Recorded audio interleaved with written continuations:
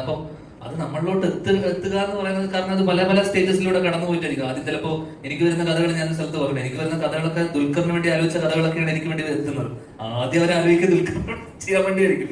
പിന്നെ അത് താഴത്തെത്തി ആരും ചെയ്യാതെ വരുമ്പോൾ നമ്മളിലേക്ക് എത്തും. നമുക്ക് പ്രത്യേകിച്ച് പ്ലാനൊന്നും ഇല്ലാത്തതുകൊണ്ട് നമ്മളത് ചെയ്യും. അപ്പോൾ അതിൽ പലരും നമുക്ക് പരിചയമുള്ള ആൾക്കാരായിരിക്കും, സുഹൃത്തുക്കളായിരിക്കും, നമ്മളോട് വർക്ക് ചെയ്തിട്ടുള്ള അസോസിയേറ്റുകളായിരിക്കും.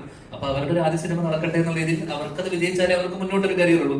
അപ്പൊ ഞാൻ സ്വാഭാവികം ചെയ്യണം എന്ന് പറഞ്ഞ് നമ്മളങ്ങനെ ചെയ്യും. പക്ഷെ ഈ സിനിമയിൽ അങ്ങനെ ആയിരുന്നില്ല. സ്വാഭാവികമായിട്ടും ഇത് വീക്കെൻഡ് അല്ലെങ്കിൽ ചേച്ചി സോഫിയ ചേച്ചിന്റെ ഒരു ബാനറിൽ ഒരു സിനിമ വരുമ്പോൾ അവർ സ്വാഭാവികമായിട്ടും അവരത് കേട്ട് ഇങ്ങനെ ഒരു സിനിമ, കാരണം ആദ്യമായിട്ട് ഒരു യൂണിവേഴ്സിറ്റിയിൽ ഒരു സിനിമ വരുന്നു, അപ്പൊ അത് കേട്ട് അവർക്ക് അത്രയും കോൺഫിഡൻസ് ഉള്ളത് കൊണ്ടാണ് ചേച്ചി ഇത് പ്രൊഡ്യൂസ് ചെയ്യാൻ തീരുമാനിച്ചത്. അപ്പൊ അതിനുശേഷം ഇന്ദ്രനീലും ഇതും രാഹുൽ എന്റെ അടുത്ത് പറഞ്ഞ, ചേട്ടൻ സാധാരണ അപ്രോച്ച് ചെയ്യുന്ന പോലെ അപ്രോച്ച് ചെയ്തത്, ഇതിന്റെ കഥ കേട്ടേ പറ്റൂ എന്ന് പറഞ്ഞ് എന്നെ കുത്തിയിരുത്തിച്ച് രണ്ടുപേരും കഥ കേൾപ്പിച്ചു. അപ്പൊ അങ്ങനെ നമ്മൾ നിർബന്ധം പിടിച്ച് നമ്മുടെ അടുത്ത് വരുന്ന ആൾക്കാർ വളരെ കുറവാണ്.